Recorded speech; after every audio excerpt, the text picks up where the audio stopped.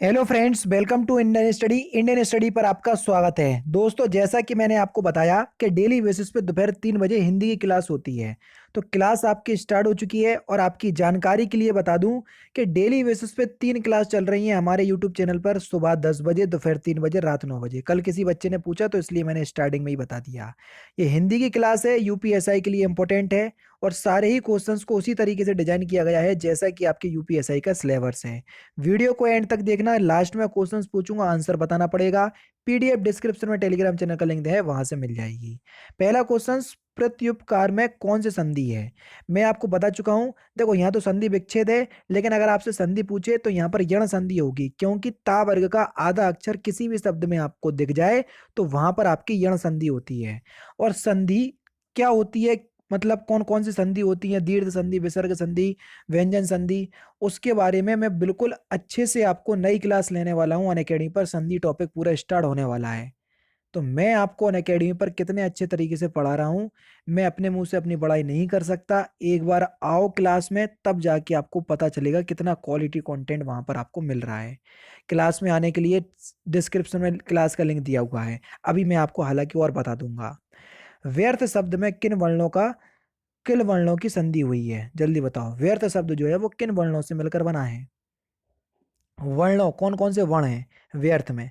तो देखो, व्यर्थ में आपका एक छोटी ई है और छोटा आ है, यानी कि इस क्वेश्चन का कौन सा सर, पहला ही ऑप्शन जो है वो आपका बिल्कुल क्या हो जाएगा, करेक्ट हो जाएगा। ठीक है, और इसमें भी आपकी क्या होगी सर, यण संधि होगी। ठीक है, नेक्स्ट क्वेश्चन की तरफ बढ़े।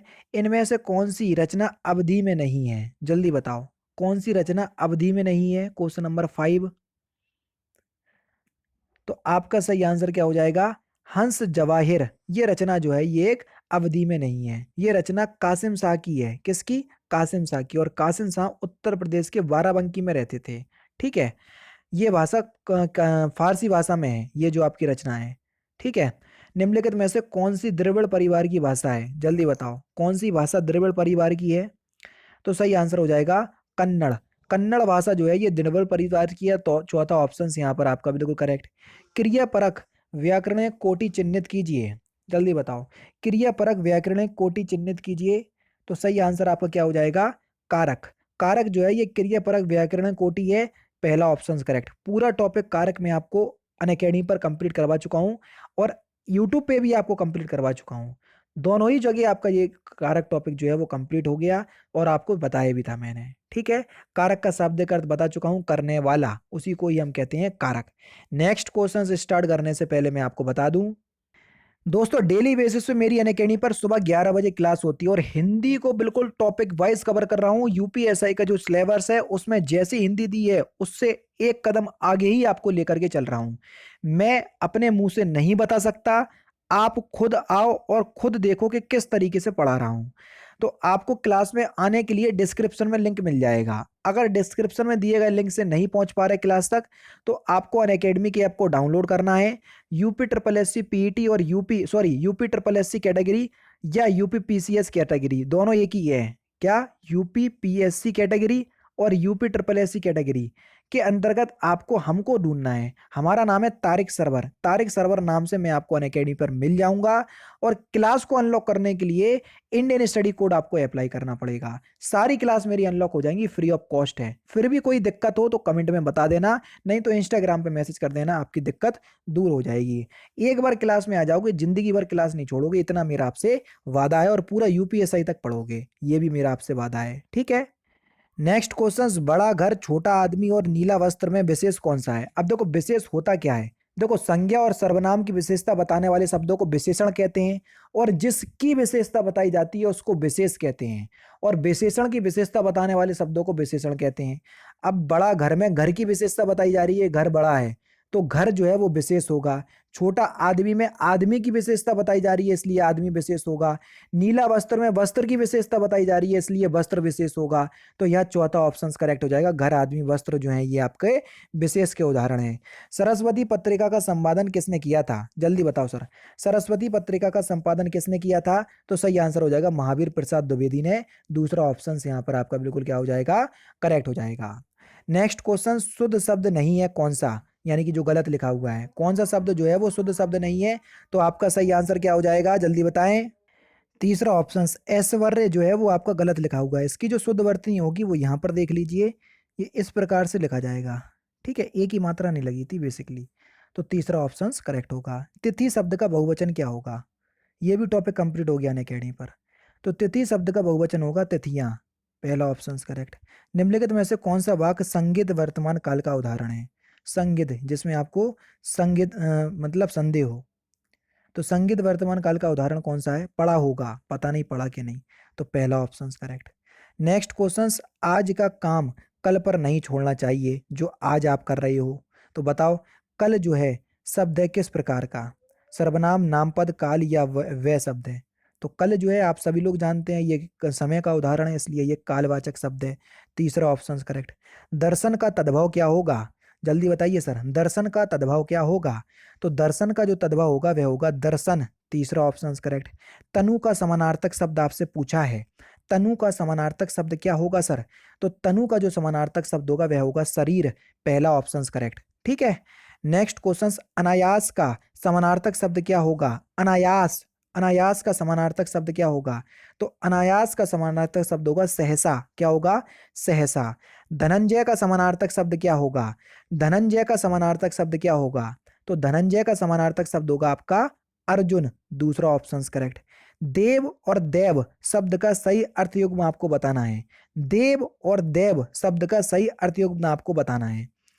देव माने होता है आपका देवता और देव माने होता है आपका भाग्य। पहला ही ऑप्शन करेक्ट। उपमान का विलोम शब्द क्या होगा? जल्दी बताइए सर, उपमान का विलोम शब्द क्या होगा? तो उपमान का विलोम शब्द हो जाएगा आपका उपमेय। कौन सा? चौथा ऑप्शन करेक्ट। उपमान का विलोम शब्द क्या होगा? उपमेय। चौथा ऑप्शन करेक्ट। ग्रस्त का विलोम शब्द क्या होगा? जल्दी बताओ सर, ग्रस्त का विलोम शब्द क्या होगा? तो ग्रस्त का जो विलोम शब्द होगा वह होगा आपका मुक्त। दूसरा ऑप्शन करेक्ट। क्या होगा? मुक्त। दूसरा ऑप्शन करेक्ट। हस्ती शब्द का अनेकार्थी नहीं होगा कौन सा? जल्दी बताओ, हस्ती शब्द का अनेकार्थी शब्द कौन सा नहीं होगा? Question number 21। हस्ती शब्द का कौन सा अनेकार्थी शब्द नहीं है? तो हस्ती शब्द का कौन सा अनेकार्थी शब्द नहीं है? कर। कर शब्द जो है ये हस्ती का अनेकार्थी शब्द नहीं है। निम्नलिखित में से कौन सा पद वैया प्रत्यय से बना हुआ है? जल्दी बताओ, यानी कि किस शब्द में वैया प्रत्यय है? तो कौन से शब्द में है? खवैया। खवैया में आपका वैया प्रत्यय है। तीसरा ऑप्शन करेक्ट। किस शब्द में उपसर्ग नहीं है? उपसर्ग किसी भी शब्द के आगे लगाए जाते हैं जबकि प्रत्यय पीछे लगाए जाते हैं, दोनों ही शब्दांश होते हैं। तो जल्दी बताइए किस शब्द में उपसर्ग नहीं है? तो सही आंसर हो जाएगा उड़ना, कोई उपसर्ग नहीं है। नेक्स्ट क्वेश्चन, अंशुमाली में कौन सा समास है? जल्दी बताओ, अंशुमाली में कौन सा समास होगा? अंशुमाली, वह अंशु है माला जिसकी। तो किसका पर्यायवाची है अंशुमाली? सूर। और लगभग पर्यायवाची आपको किस में देखने को मिलेंगे?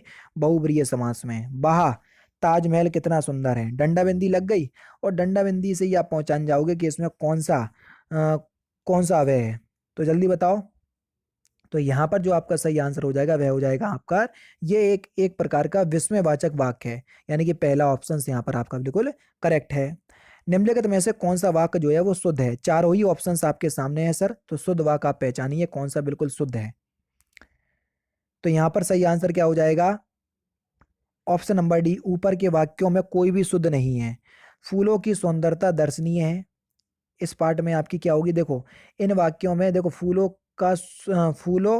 का सुंदरता दर्शनीय है, तो यहाँ पर फूलों का आएगा ना कि फूलों की। उसके बाद यहाँ ताजा और गर्म भैंस का दूध मिलता है, इसका जो सही आंसर होगा वह होगा यहाँ भैंस का ताजा और गर्म दूध मिलता है।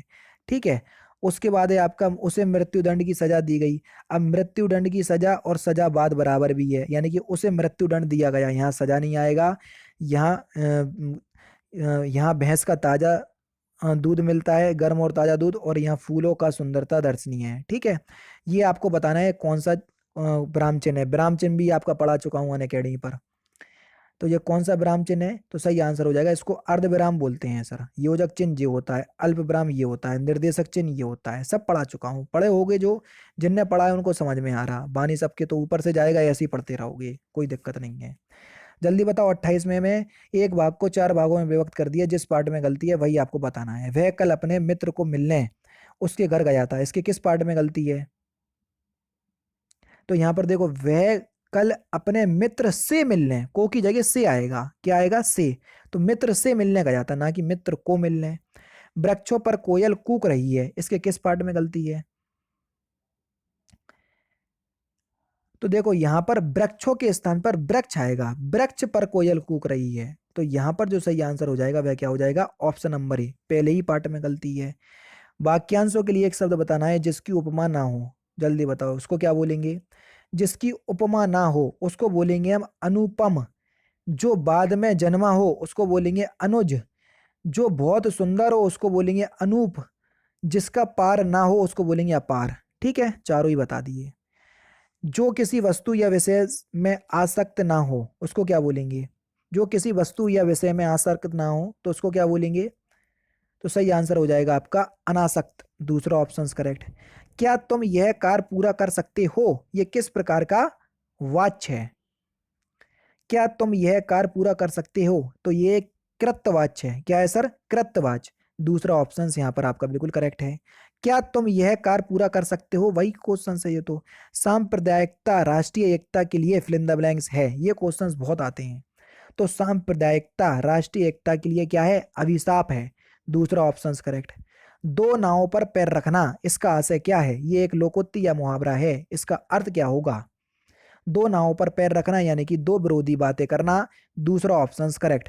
विपिन को समझना बेकार है, वह तो औंधी खोपड़ी का है, तो इसका आशय क्या है? विपिन को समझना बेकार है, वह तो औंधी खोपड़ी का है। औंधी खोपड़ी जो है इसका अर्थ क्या है? ये एक मुहावरा है, तो सही आंसर हो जाएगा निपट मूर्ख। दूसरा ऑप्शन करेक्ट। जुगुप्सा किस रस का स्थायी भाव है? जल्दी बताओ, जुगुप्सा किस रस का स्थायी भाव है? तो जुगुप्सा जो है वो किस रस का स्थायी भाव है? बीभत्स रस का स्थायी भाव है। तीसरा ऑप्शन करेक्ट। नेक्स्ट क्वेश्चन से आपका कि Mohan Prakash ji fill in the blanks Hindi पढ़ाते हैं, इस वाक्य में अन्य पुरुष सर्वनाम बताइए। अन्य पुरुषवाचक सर्वनाम जल्दी बताओ। तो पहले तो आपको यह पता होना चाहिए जो पुरुषवाचक सर्वनाम है वो तीन प्रकार का होता है, उत्तम पुरुष, मध्यम पुरुष और अन्य पुरुष। उत्तम पुरुष में आपको वो शब्द देखने को मिलेंगे जिसमें आप खुद के बारे में बात कर रहे होंगे, ठीक है, यानी कि उत्तम पुरुष बोलने वाला होता है, ठीक है। और जो मध्यम पुरुष होता है, जैसे उत्तम पुरुष की बात करें, मैं, मुझे, ये सभी शब्द आपको देखने को मिलेंगे, ठीक है। ये मैं हो गया, मुझे हो गया, मुझको हो गया, मेरा हो गया, जब आपके बारे में, खुद के बारे में बात हो रही हो तो वो उत्तम पुरुष में देखने को मिलेगा। मध्यम पुरुष में आपको जो सुनने वाला व्यक्ति होता है उसके बारे में, जैसे तुम, आप, तुम्हें, तुम, ये सभी शब्द देखने को मिलेंगे, तुमको, ऐसे शब्द मध्यम पुरुष में। और अन्य पुरुष में किसी अन्य पुरुष की बात हो रही होगी, यह, वह, उन्हें, जिन्हें, किन्हें, ये सभी शब्द देखने को मिलेंगे। तो आप खुद बता दो यहाँ पर अगर अन्य पुरुष आएगा तो कौन सा इसमें सूटेबल ऑप्शन है? मोहन प्रकाश जी उन्हें हिंदी पढ़ाते हैं, और कभी कहीं कई लोगों ने आपने तुम्हें शब्द लगाया होगा, जबकि तुम्हें शब्द आपको इसमें आएगा ही नहीं, वो तो मध्यम पुरुष में आएगा, इसलिए यहाँ पर तीसरा ऑप्शन करेक्ट। निम्नलिखित में से किस विकल्प में सभी सर्वनाम पुरुषवाची हैं? पुरुषवाची सर्वनाम बताओ। Question number 39। आप, कुछ, कुछ शब्द आपका पुरुषवाचक में नहीं आएगा, जो आपका निजवाचक में आएगा हटा दो, मैं, तुम, आप, सभी नहीं आएगा, हटा दो। तो यहाँ पर कौन सा? पहले ही ऑप्शन, हम, तू, वे, ये सभी शब्द आपको किस में देखने को मिलेंगे? ये आपको पुरुषवाचक में देखने को मिलेंगे। काली घटा का घमंड घटा, इस वाक्य में कौन सा अलंकार है? बढ़िया क्वेश्चन है। तो देखो, काली घटा का घमंड घटा, जब एक शब्द की आवृत्ति बार बार आती है और अर्थ दोनों ही जगह अलग होता है तो वह यमक अलंकार होता है। पहला ऑप्शन करेक्ट।